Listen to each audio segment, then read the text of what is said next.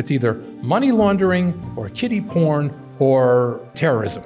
That's it. That's their playbook. That's all they got. The surveillance state is forming in front of our eyes so fast. The boss of the FBI used to have an office inside of Facebook. This is known. It's not a secret. They sit him down and say, there's going to be 2 or 3.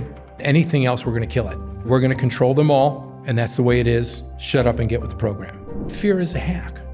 Fear is a brain hack. It just is. That's what they're trying to do. Not an accident. Somebody's trying to make you afraid. They're hacking your brain. It was a crime of global proportions to 100%. Force this on people. All of these free speech advocates vanished like a cloud on a sunny day. I wouldn't be here if they didn't do that. But they failed.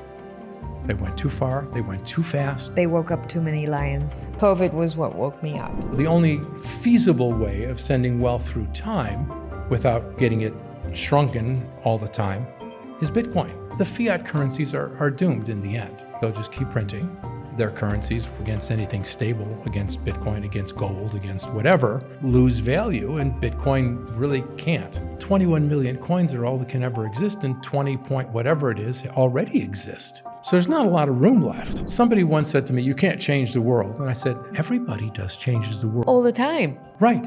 The world as it is the result of however many billion people making choices every day. It all adds up to what we have. Absolutely.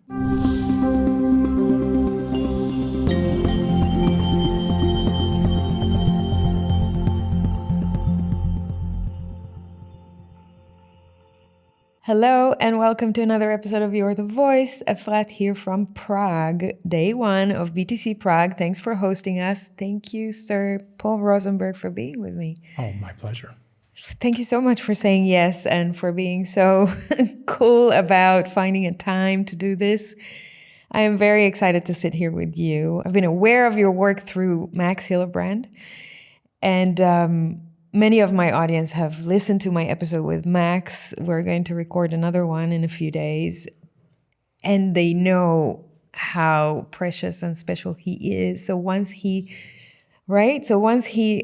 told me, what, you don't know Paul? And I'm like, shit, what did I miss? And he's like, read this, find out this. And I did. And I'm like, oh my God, where have I been? How come I didn't know of Paul until now? And then I went on a binge on a lot of your content. And I'm so glad that we are speaking, because what I do now today with my audience is building on big shoulders of people like you. And really thank you for everything you have done until today. And I can't wait to hear you in this conversation. So just for those of you who don't know, Paul is a cypherpunk author, co-founder of Cryptohippie, and cryptography advocate since the 1990s. His novel, A Lodging of Wayfaring Men, often called the Cypherpunk Bible, imagined a parallel society built on encryption, voluntary trade, and tools that the state cannot reach. He writes The Free Man's Perspective and Findings. Those are the names of your newsletters, right? Free Man's Perspective is no longer published. But the archive is there? No. Well, the archive is at veraverba.com. Correct. That's where I've seen it. And now I write at Substack, and actually I have 3 different things. One is called the general term is the findings. The findings. And you can also find something called the wreckage and the rebuild. Yes. And then 10-second thoughts. Fantastic. They're all there on Substack all now. Different newsletters under Substack. Yeah. Fantastic. And here at BTC Prague, you're delivering a keynote called Bitcoin is Still Bigger Than You Think It Is, and which is a great title. So, you know what? This is a good place to start, because I watched your presentation from 11 years ago, as I told you yesterday, which was in Vegas at a Bitcoin investment conference. You said that we're facing a change of reserve currency as something we're seeing historically every period of like 80 to 100 years or so, and changing of empires. And you showed the famous graph of how this is changing every period of time. You said we're so early back then, which is something Bitcoiners say all the time. We're so early. But, you said it 11 years ago, and that Bitcoin has the potential of being the world's next reserve currency. Do you still think that 11 years later? And are we seeing that in transition, these days? Oh yeah, very definitely.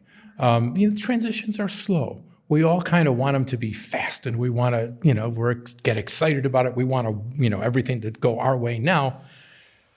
Unfortunately, there's a whole world of, how 7-8 billion people, whatever it is, and they don't do things fast as an aggregate. So that's okay. It's all right. And things are moving, and the fiat currencies are doomed in the end, because they create credit or debt, however you want to look at it, with every single dollar or euro they print. And at this point, they can't stop printing because the governments that rely on them can't handle it. They're built with certain promises and guarantees to everybody, and that costs money. And they've got these gigantic, overblown bureaucracies which require people to be paid and require to all these things. And there's not enough money from taxation to pay for it all, even because if you go too far, then people rebel.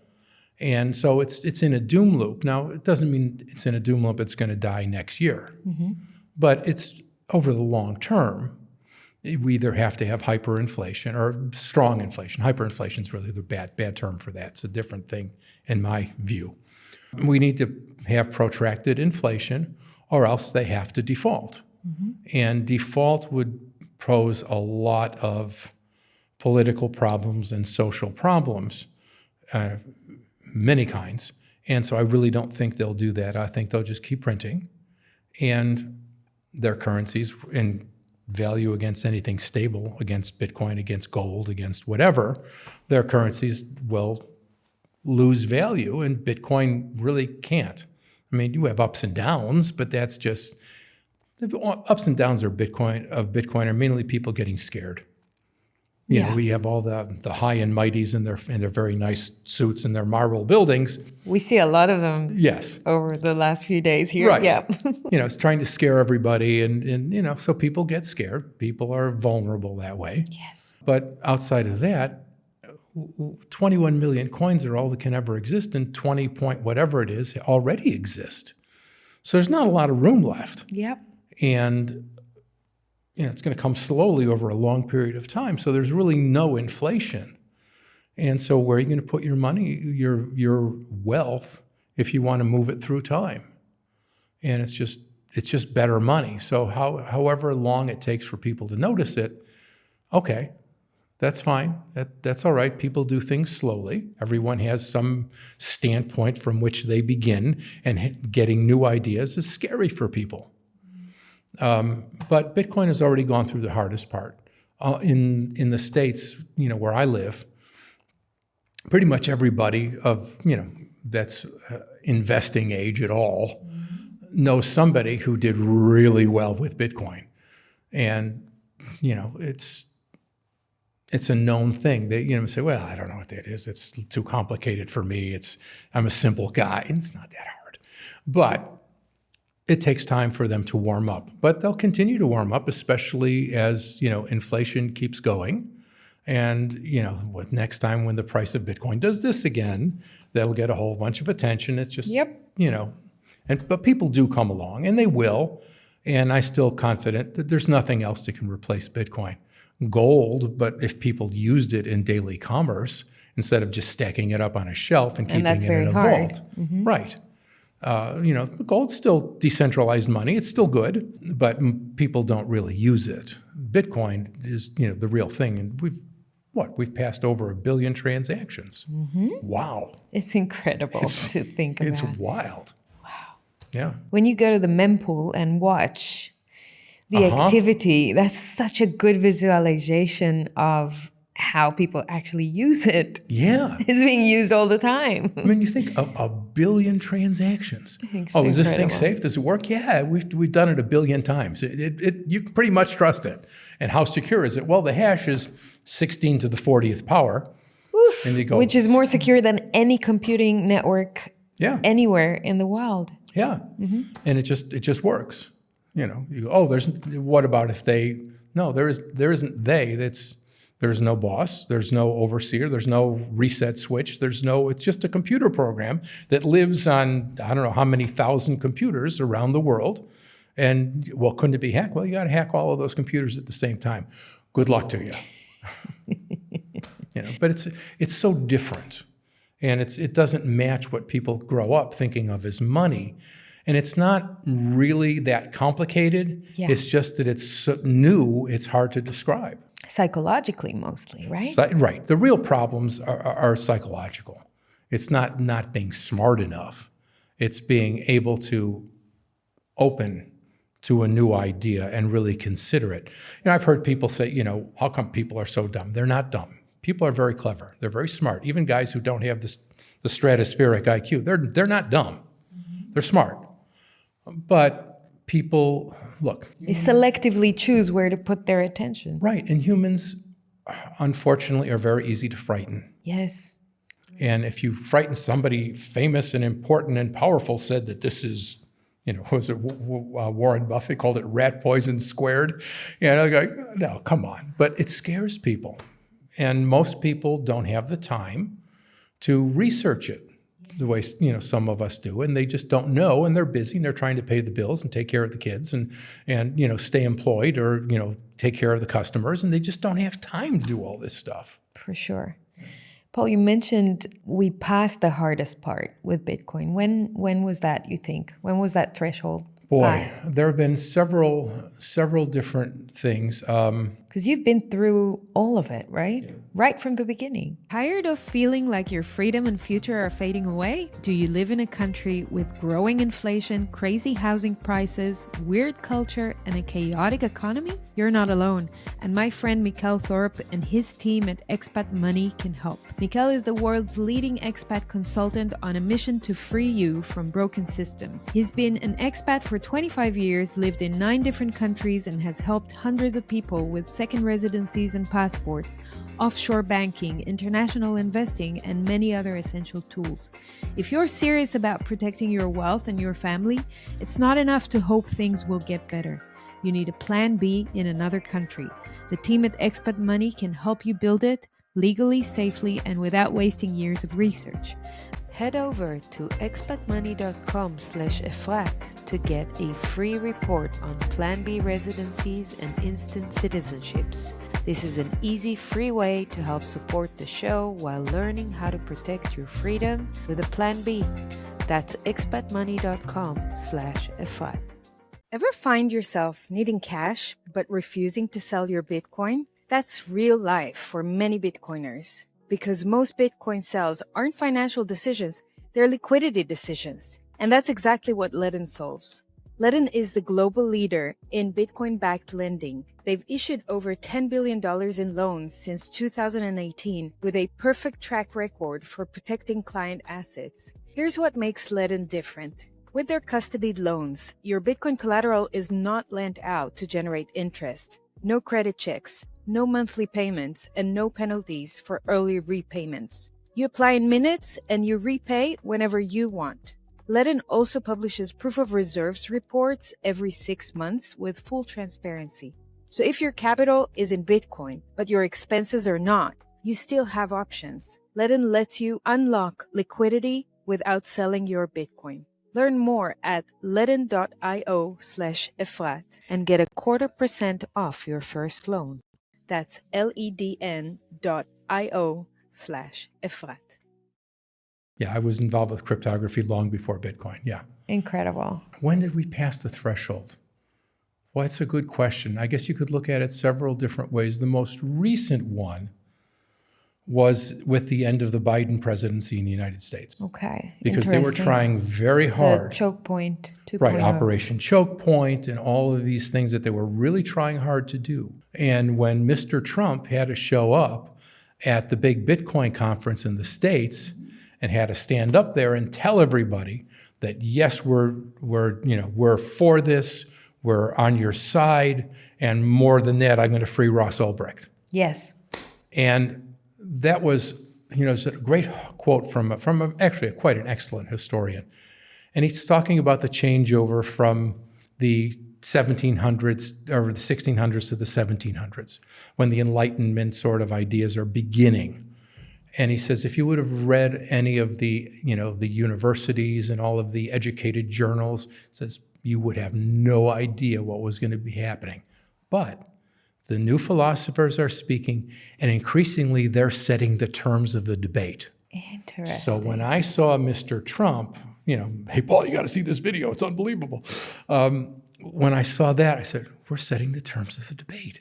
How is this possible? Beautiful. Because in the beginning, we were considered like crazy people. Yes. Yeah. And we're setting the terms of the debate. A presidential candidate who ended up winning is going to our thing and telling us how much he likes us. Oh my God. So that was a big And not deal. because we're enchanted by a politician, but because this is changing the terms of the debate. Right. And to Mr. Trump's credit, he came in and he did what he said and he freed Ross Ulbricht. He didn't really have to. He could have got away and made a lot of people happy by not doing, but he did it. So, whatever else, respect for that.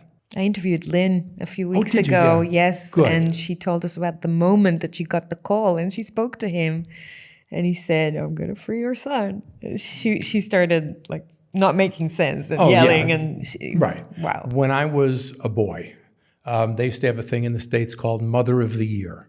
And it was an annual award they gave out to, some mother who had some great story. Oh, wow. And it was the Mother of the Year. And That's a beautiful thing to do. And I think they had Father of the Year too. Beautiful. I think Reader's Digest ran it. They really should bring it back. But if they Absolutely. did, Lynn would have won Mother of the Year probably a few times running. 1,000%. Yeah.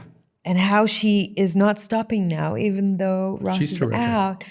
She's got such a beautiful initiative going on for cruel sentences and helping also the Samourai wallet and all the other crypto prisoners. It's just fantastic. I've been covering that extensively on this podcast. Good. Yes, Good. of course. Thank you. Of course.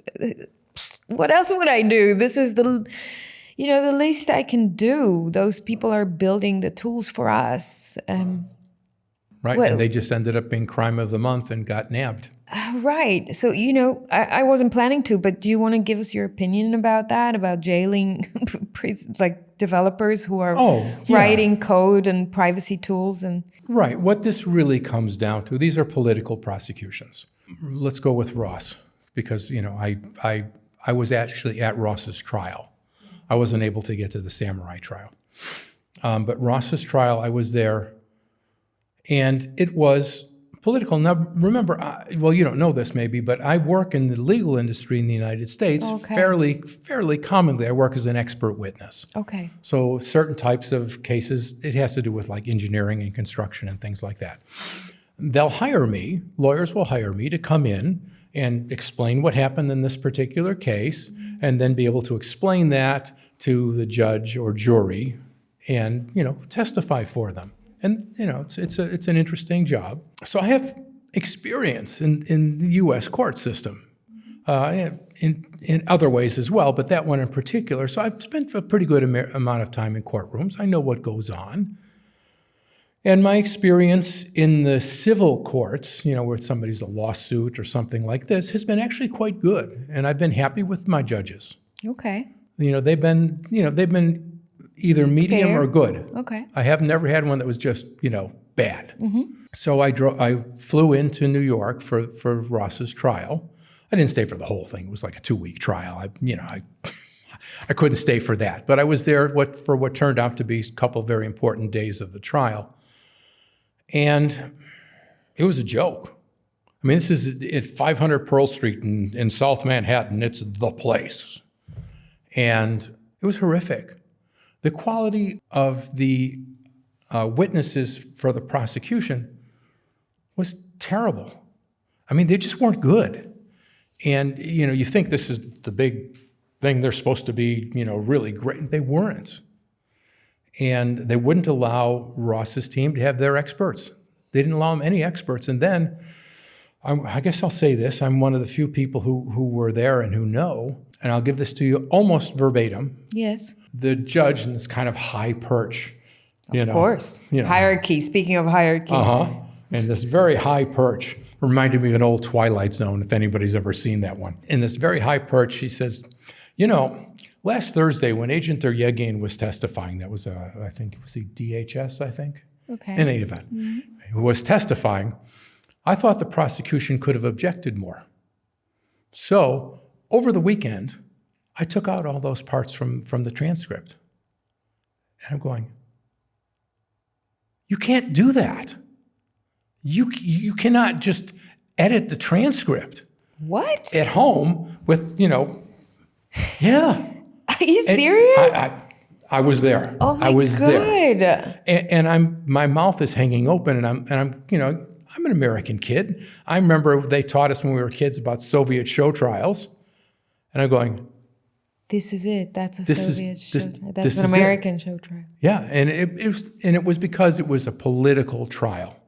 Now I can't prove this, but in my Of course. opinion, They needed to make was an Chuck example. it was Chuck Schumer, the senator from New York. Got it. I can't prove this, but he was on the steps of the courthouse a couple months before saying, we're going to stop this terrible, it's the same thing they did to us in the 90s. It's either money laundering or kiddie porn or terrorism.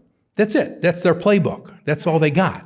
So they got to pick one of those and attach it to you, but it became the thing that the political class was exercised about. And again, I can't prove a lot of this stuff, but I'm telling you, I was there. This is what I think happened. And they sicked the NSA on them, and they turned on all of their system, and they found the server in Iceland. And then they put, there's something they were known to have done. I don't know if they still do it, I hope not, but it's called parallel construction. There was actually like a playbook they had for it, which in the end amounts to lying to the court, as I see it. Yes. But anyhow, I didn't know what to do when I'm sitting there. Should I stand up and yell? Is that, I'm going to go to jail for sure if I do that. But is it better for Ross or worse for Ross? I don't know. I still don't know, if I should have or if I shouldn't have. Right. And but it was the wildest thing. I'd never seen that before, and you're not able to do that. But there were a lot of things in that trial. You can't forbid them from having expert witnesses. You can't change the rules of evidence at lunchtime via an email. You just can't do this. And other things. In the Samourai case, they hid evidence. How do you do that? But Right. this, And maybe because they're the judicial system, they can do whatever they want. Like, how does it work? well, this is, there's rules and there's rules. And I don't know the mechanisms behind all this. I don't know how it works, but, people behind the scenes said, look, we need this. Make it happen. Look, I've known people who've done this, not in New York, but in other places. Look, we need this. We got to get this, and we need this. We got to do it. Get them. Wow. And it became the cause that they cared about. And then with Samourai, that became the thing that they cared about. And the Samourai guys were so scrupulously within the law. Oh, absolutely. And they were very careful, and they had lawyers, and at any given point, they could have just called them up and said, can you come sit with us and discuss what you're doing? And they would have come. But they needed theater. Do you believe they will be pardoned? I sure hope so. Yeah. I really hope so. Because, these guys were there the whole time. I guess Bill was in Portugal. Yeah, Portugal. That's the way you say it. That's right. Sorry, Portuguese That's guys. my accent. But they were in the open, and all they had to do was make a phone call and saying, "Could you please bring your lawyer and meet with us next Tuesday morning?"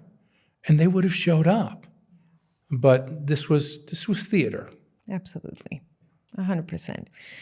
You mentioned there that that's what they used to do to you guys during the 90s. Can we pull on that thread a little bit? You were inside the original hacker and cypherpunk circles in the 90s. To me, it just feels like a beautiful, Hollywood movie. But for you, it was reality. It was your life. Oh, yeah. Like, I would love to hear a little bit about that time. Like, what were those conversations actually like? Did people actually believe that? Did you guys believe that what you're building is actually going to work, that you're going to succeed, that we're going to see a different future? Yeah. Now, I found them in about 95. I wasn't the very earliest guys, But I know I was there at some point in 95 because of other things that lined up with it. It was a moment for, I think, most of us, and certainly for me, where you go, oh, this is cool. That's really neat stuff. And then you go, wait a minute. You can't break this. So if we kind of, separate out this realm and put cryptography around it, we have a new world. Holy smokes. Holy fuck. And yeah, what do we do with this? And then you're going, well, how do we want the world to be? So then there's a whole set of arguments about how do we structure this? Right. Oh, no, we don't structure it at all. Or we do this. There are people We're that wanted, anarchists. We're right, this. We're that. Right. People wanted to set up, cyber states.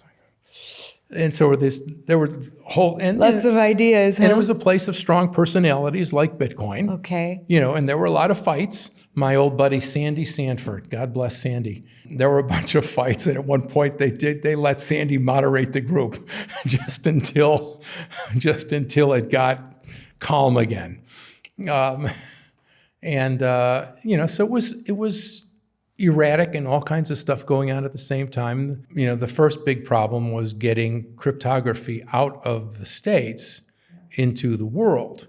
Do you know this story? No. Oh my God, this is a great story. Please. There was two mathematicians, young mathematicians, Diffie and Hellman, and they came up with this idea of separating a private key, because the problem with cryptography was always the secret key. If somebody steals a secret key, it's over. So I said, well, how can we transfer the key to our friends or to whomever else? How are you going to do it? You had to send it with a courier and passwords and the whole Yeah. James Bond sort of thing. Of course. But that's too hard on the internet, and we wanted to use this thing. So these two guys came up with this mathematic way to separate out a public key and a private key, and it worked. And there was another gentleman. I'm so sorry, I'm not remembering his name. In the 70s, I think he was at MIT, a young mathematician, cryptographer, and he said, this is too important. We can't let this thing be buried here. And he bit by bit got it out and published to the world. And that was important, but using it was very, very risky under US law, because encryption was considered a munition, like a weapon. Right. It would be like, exporting Stinger missiles to somebody. And so Phil Zimmermann wrote the very first version of PGP, Pretty Good Privacy. Hal Finney actually wrote the second version, which is really the version that worked well. Hal was a great person. So the guys wanted to get it to their friends in Europe. Well, nobody wants to go to jail for it. So the clever lads and lasses, I said, wait a minute, we still have First Amendment in the United States.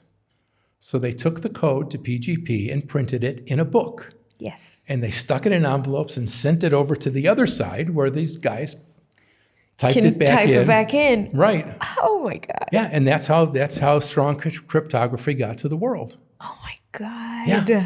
Yeah, true story. I actually knew some of the guys on the European side who typed it in. Oh my God, that is so wild. Yeah. So there was all kinds of wonderful stories. That's one I really like. There was all kinds of stuff like that. And you're saying that cryptography was considered illegal in the United States? It wasn't illegal in the United States, but to send it over anywhere else. Yeah, that's like revealing a secret. State secret. It was like selling weapons. Got it. When did that change? De facto, it changed when Phil Zimmermann didn't go to jail, which was early January of '96. It's a complicated story. Okay. They didn't get him for that. They got him for something else, but it really was they were getting him for that. Without saying the But truth. he almost went to jail, but did not. And de facto, it changed then because it didn't matter anymore. And when the law properly changed, I don't know. Okay. But it is not the case today. It's not the case anymore. It changed in a few years or something like that. Yeah, now everyone's using encryption for everything. Right. You have to, yeah. And then you're seeing, governments and powers that shouldn't be trying to restrict encryption again, because we're back to the same problem that they're lacking control and they need more control. Right. And they understand that that's a way to circumvent. And whoever has the best surveillance wins in their spy wars. Yes. So let's talk about that a little bit. The panoptica and the digital prison, the surveillance state is forming in front of our eyes so fast. Now so fast. It wasn't very fast 10 years ago, or definitely not 20 years ago. You knew that it's going to come. You saw it, you and your friends. But I feel like so many people are disillusioned in recent years because only now they're understanding, when you used to say a long time ago, Facebook is a risk, big tech, that's where they're going to take this. Like, you guys, you're not understanding what is being built around you. But now people are understanding, I think, when they're seeing all this legislation come in, the VPNs, the digital ID, the age verification, all this crap. It's horrifying. Right? We want to surveil your phones. The other day in the UK, they're like surveilling any device through your content, your photos, everything. Google and Apple are now being called by governments to expose more and more information. App stores, you name it. It's like, it's everywhere. That's it. It's pervasive. It's like a cancer. Yeah. So it's like, have we reached the top of it, the peak of it? Or are we going to see more dystopian stuff? And can people please listen to you and know that there is a way out, that there are ways that they can start, something new if they haven't done so far? In the end, we win. We're going to be okay. But you've got to do certain things. We all have to act, but we're going to be okay. Listen, the reason that they have this horrifying surveillance, in particular in Europe and the UK, my God, what happened to England? Let's not. Yeah. And I love England, and I love a lot of English people, but my God, what's going on there? It's horrifying. But the U.S. has Facebook and Google, and they have deep, deep surveillance on literally billions of people. But they're tied in. I mean, the boss of the FBI used to have an office inside of Facebook. This is known. It's not a secret.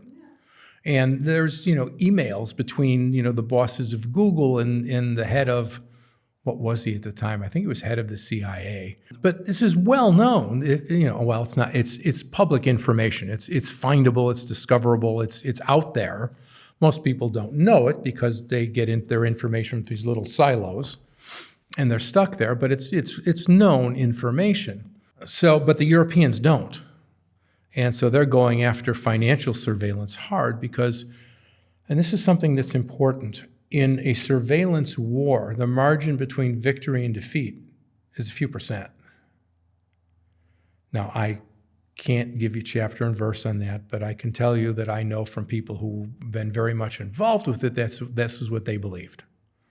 And I know that there's a good deal of truth to it. The actual numbers I can't swear to. But it's in the nature of 2-3%. Mm-hmm. So they've had a perfect storm of good luck. They had Google, who was happy to comply and to play with them. Sure.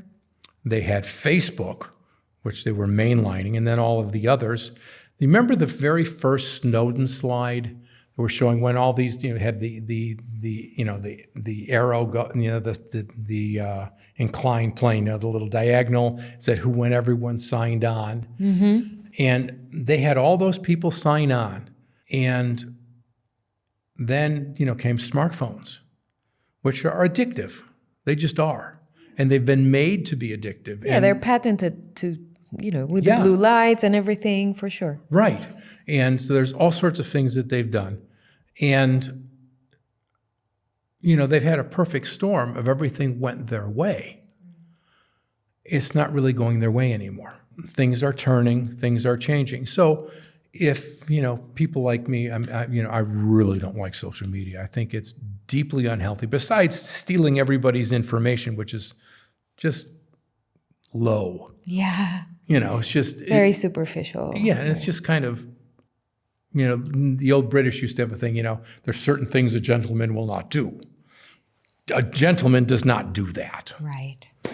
And And there's something so good in the human-to-human connection yeah, it's that thing breaks. it breaks it. And it's corporatized friendship. Absolutely. And it's really an ugly thing. And then, I mean, the statistics on teenage girls in particular Yeah. are There are horrifying. I've been terrible. looking into it. It's really devastating. Yeah, it's just horrifying stuff. So I'm really not a fan, but they're vulnerable because if people are no longer visible to them, people stop using Google, okay? There's a zillion there's other search engines, there's many other email things you can do, and the good ones, and there's not just one or two, there's several, are not going to steal your information. They're just that's what they're there for, and it's not that expensive. And so, if 5-10% of people pull out, that model tends to maybe not break all the way, but it gets damaged severely. It's asymmetrical. So you lose 2%, actually use maybe 5-10% of effectiveness. Because if you can't cross-hash everything, and you don't have all the information, you can't really predict anymore, then the thing falls apart. I love that. Yeah. So you think what we're doing is like we're reclaiming the free, open, decentralized internet once again? Oh, little by little. It's going to be a while, and it's going to be hard, and there's going to be ups, and there's going to be downs. AI was a big, big game changer. And again, it was, during the time of Chokepoint 2.0 and all of that. You know the story about Mark Andreessen? Mm-hmm. So he goes into the White House and they tell him, he's a big venture finance for anyone who doesn't know. And they sit him down and say, don't worry about AI. Don't finance any AI stuff because there's going to be 2 or 3 and anything else, we're going to kill it. And we're going to control them all, and that's the way it is. Shut up and get with the program. And it scared the hell out of them. Wow. And that's when all this, or not all, but a lot of the Silicon Valley guys started sending their money to the other candidates. And classic centralization. Yeah. And just hubris. Yeah. Just, arrogance. We are this, and we're going to do what I say, and, either that or we're going to ruin you. Right. So they got the new guy who was really ticked off at all the things that were done to him. I mean, the Trump family had hundreds and hundreds of bank accounts closed for homeowners associations and little mom and pop businesses, and they're pissed. So anyhow, now we have AI that's free market AI.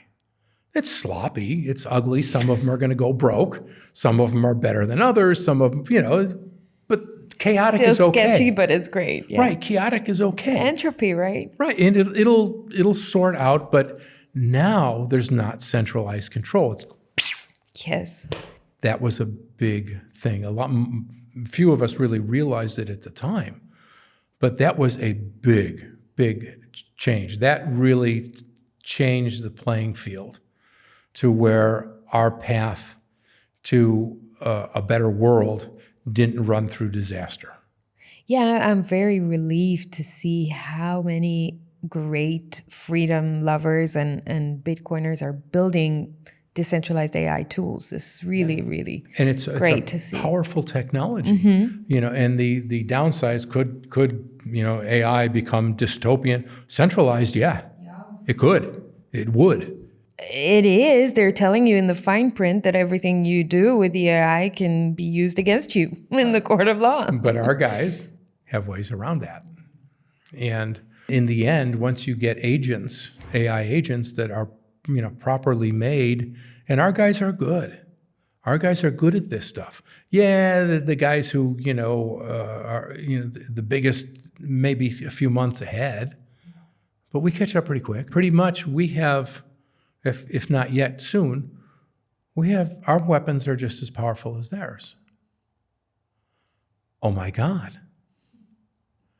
So AI is a big deal. Yeah. And the fact that it is now decentralized And it's chaotic, it's messy. Some of them are jerks, some of them are saints, and okay, that's life. We can deal with that. I love that. You're the Voice is brought to you by Trezor, the original Bitcoin hardware wallet company pioneering the development of self-custody for crypto assets since 2013, empowering individuals with an open-source device, enabling beginners and experts to easily and securely hold their coins. I find my Trezor super easy to use and recommend it to my friends and family. Enjoy my 5% discount on Trezor products by clicking the link in the show notes and using the code Efrat. I want to introduce you to Abundant Minds because they take a very different approach to Bitcoin mining. Most people buy Bitcoin, but the smart ones mine it straight into self-custody. With Abundant Minds, you can do it without giving up your privacy. Abundant Minds was founded by Bo and Christine Marie Turner, a couple who lost more than $500,000 to providers making empty promises. Instead of walking away, they built a company that raises the industry standard and puts client first, and that's why I like them. With Abundant Minds, you own your machines. They never touch your Bitcoin, never skim a revenue share, and you choose your own mining pool. Their customer care is unusual. Clients speak to a real person for self-custody education, privacy consulting, and even visiting their site. They serve clients from around the world, but US investors specifically enjoy a big tax benefit and 100% bonus depreciation. This is more than just mining Bitcoin. It's about freedom, privacy, and purpose. You can book a free strategy call, see how it works, and mine some of your first Bitcoin for free with a special offer for my audience. Learn more on abundantminds.com/Efrat. Hi, a lodging of wayfaring men. That ties beautifully to what we're talking about because the book imagined a parallel economy built on encryption and voluntary trade, and it just yells to me like this, we need to double down and do this these days. This is what society needs, more of those local, decentralized, hyper-local, I call them, economies. And it was actually written before Bitcoin existed. How close did it really get to what you imagined?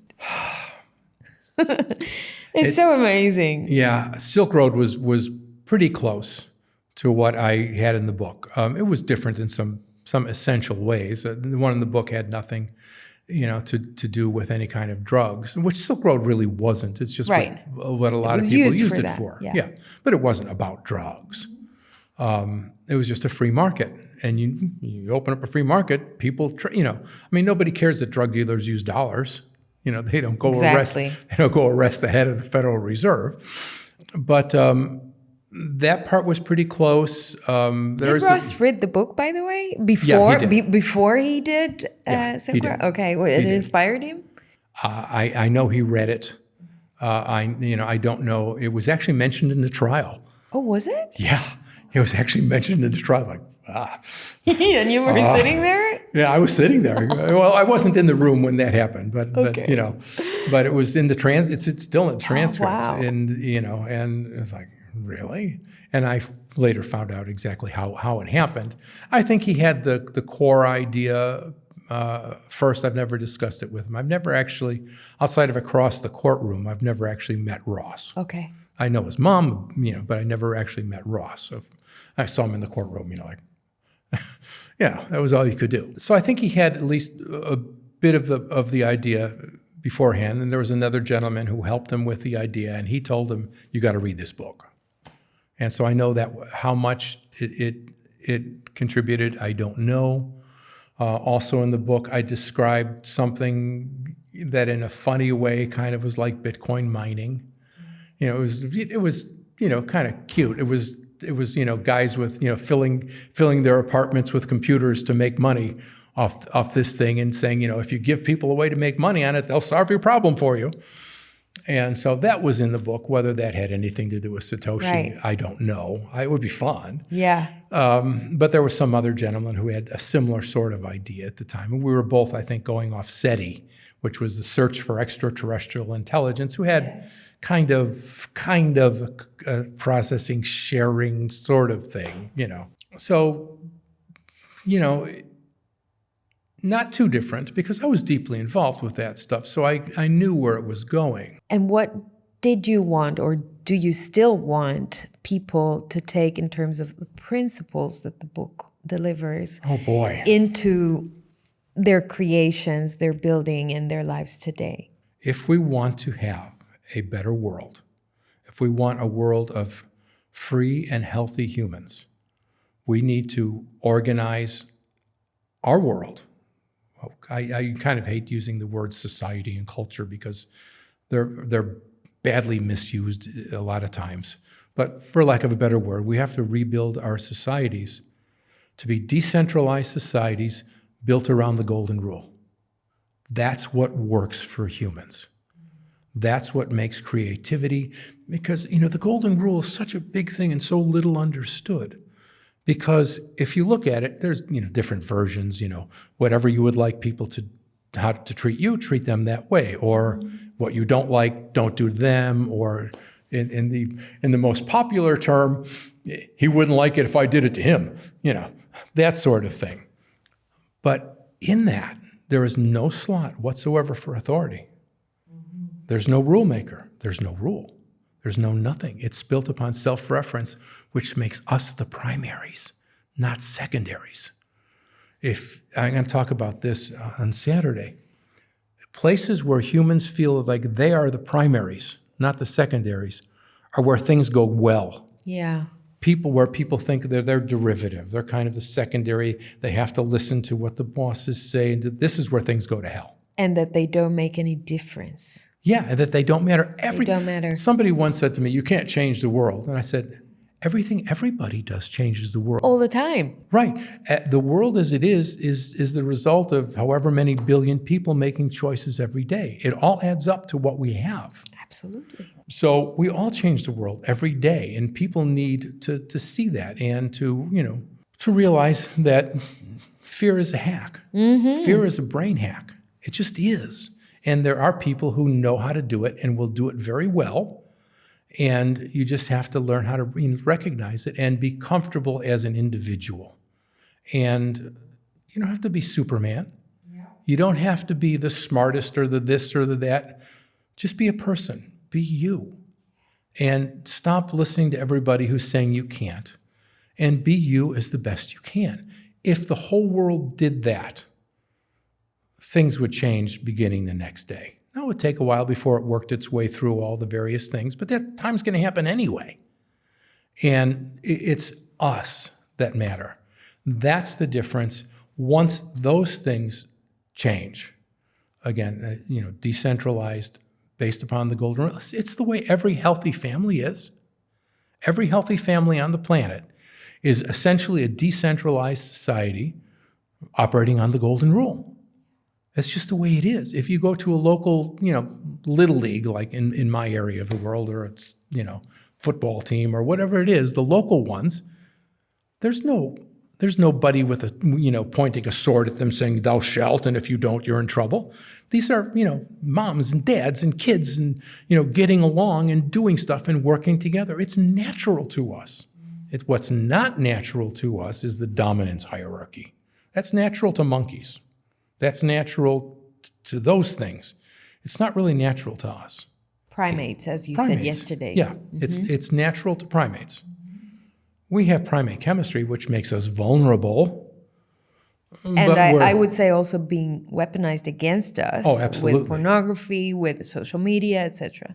Right, right, absolutely. To destabilize the family unit, to destabilize our self-confidence, etc. Right. Self-esteem. Right, but if we recognize those things, then the world changes.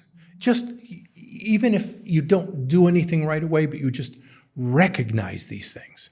Recognize that fear is a brain hack. Somebody who's trying to make you afraid, that's what they're trying to do, not an accident. Somebody's trying to make you afraid.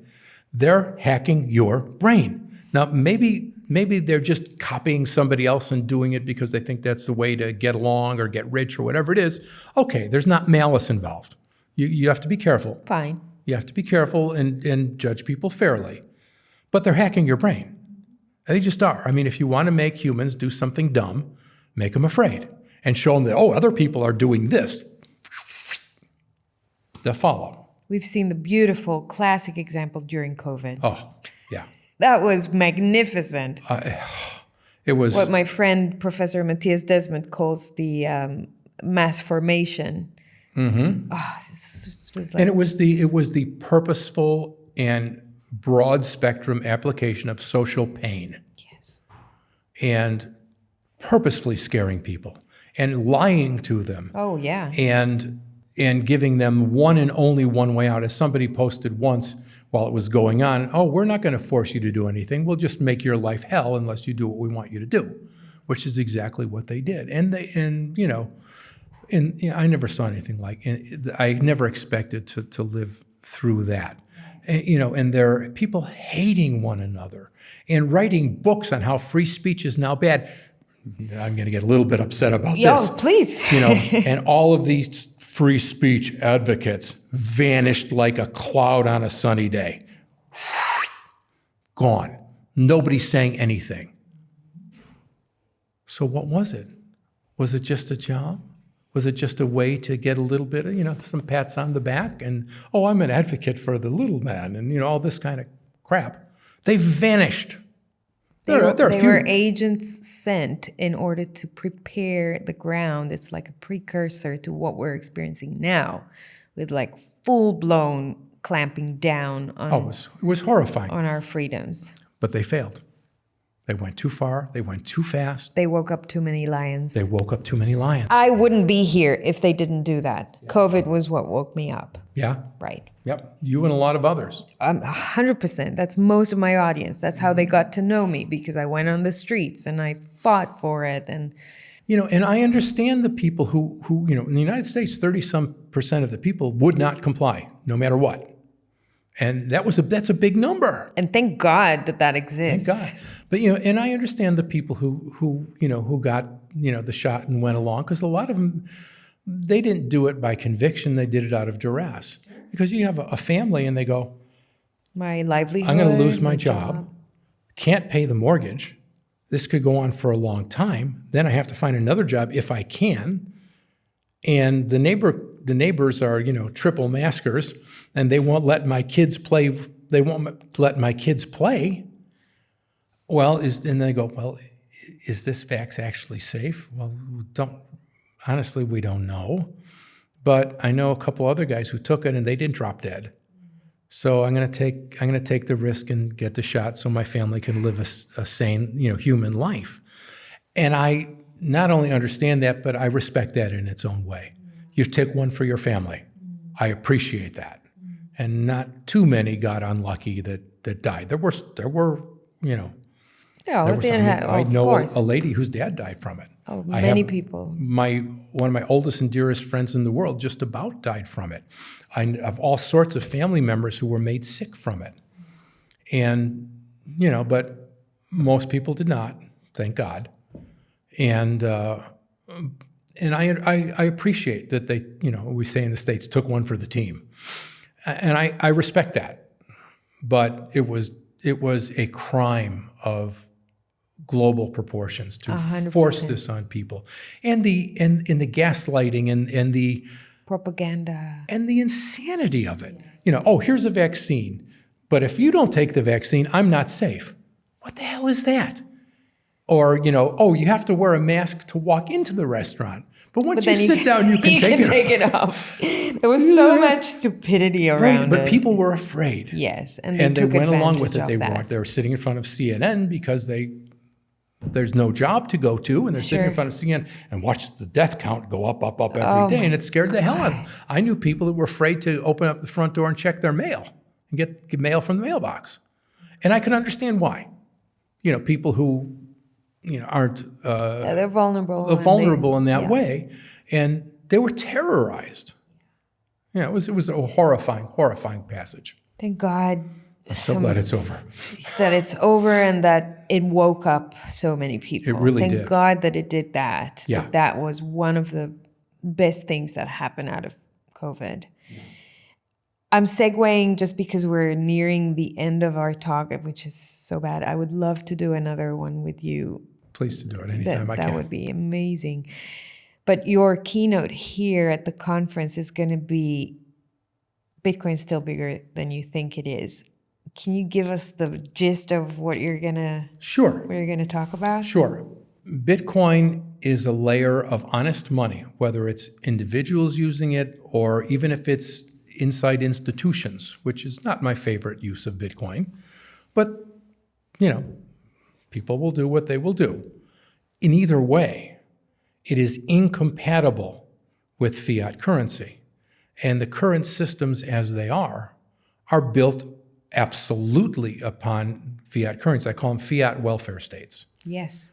And if you can't hit the button and make up enough new money to run your new department or to run this or to run the charity things that you call welfare usually, but it's, handouts of free money to people. If you tried to do it in anything where there was honest money, where you couldn't just hit a button, it couldn't exist. Now, there was charity before then. People took care of the poor. I mean, I knew lots of people who, grew up and were adults between, let's say, the oldest person that I knew was born in 1873. And I knew lots of people born in the 1880s and 1890s. I mean, they're all gone now. Yes. But, I knew them, and I have the kind of memory that I can, still do that. I knew lots of them. There weren't old people dying on the streets. There weren't sick people tossed out, laying in the gutter. I mean, there was, if they were drunks, if they were really bad area, there's always sad cases. There are still sad cases. And there's going to be for a good long time. You tried, people who do this kind of stuff, there are going to be dead people in the street. See, there was a man in Kansas City who, that's forever. That's just, we have human problems. And you're going to take, there's one mistake, and, how many people die in your system the way you want it every day? Well, million, or whatever, thousands and tens. But we don't think about that. Your new system has to be perfect. And if it's not perfect, it's bad. If there's any bad case could possibly happen, we reject you. BS. Completely. It's called the nirvana fallacy in logic. But it wasn't that bad. And there were a lot smaller wars generally. There were a few bad ones even then. But once there's this kind of layer of honest money in the system, it becomes a lot harder to just hit the button because there's a price to pay now. Yep. You want to keep hitting the button and creating a new department, you got a problem. So war and honest money to whatever extent, whether it's 10%, whether it's 80%, whatever it is, to that extent, war becomes really hard. Bribery, government agent bribery becomes much, much harder. And to do charity, in other words, welfare becomes much, much harder. So this is going on now, and it's going to keep going on. Now, so far they're still printing like crazy, but the currency will lose its value. And it's always chaotic. It's always choppy. It's never the way you think it's going to be. It always does what it does, which is not what you expect.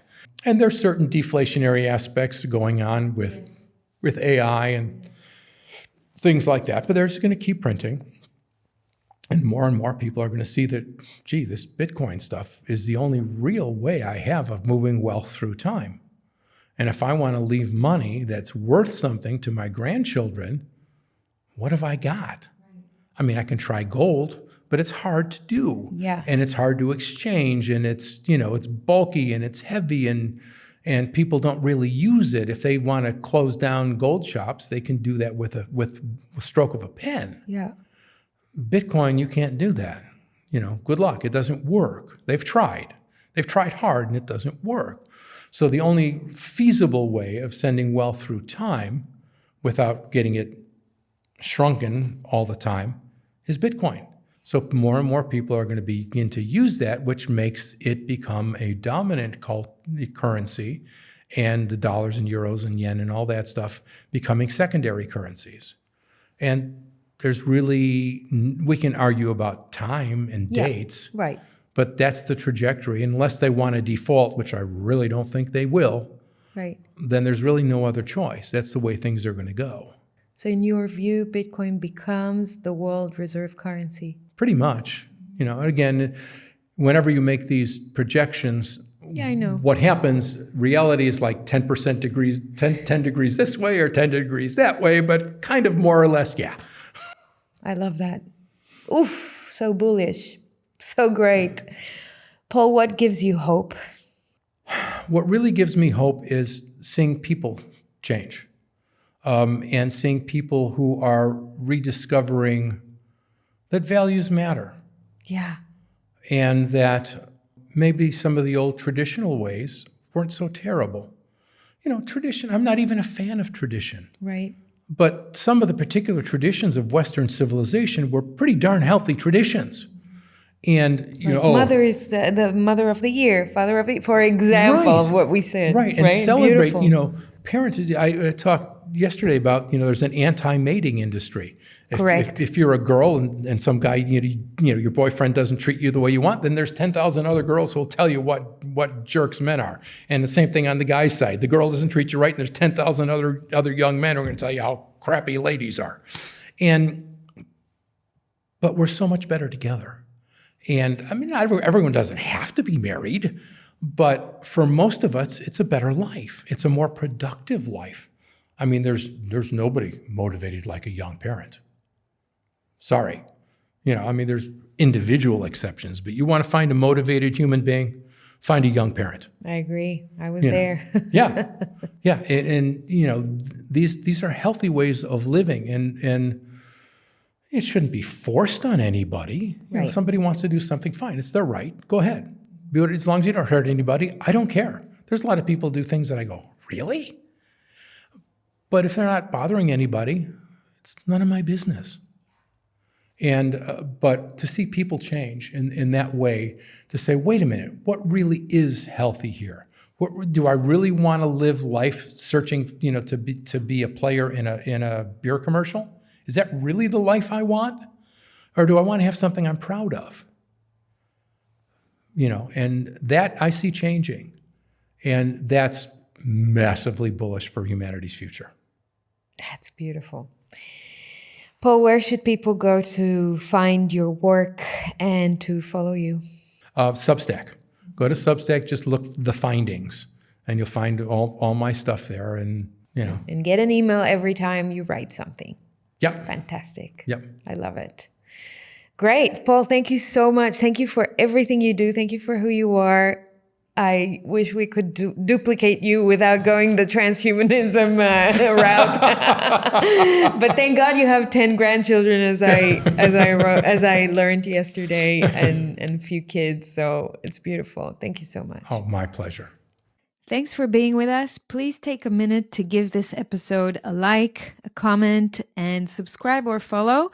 And please share it with your friends so they can also get value and choose to take some positive action in their lives. Till next time.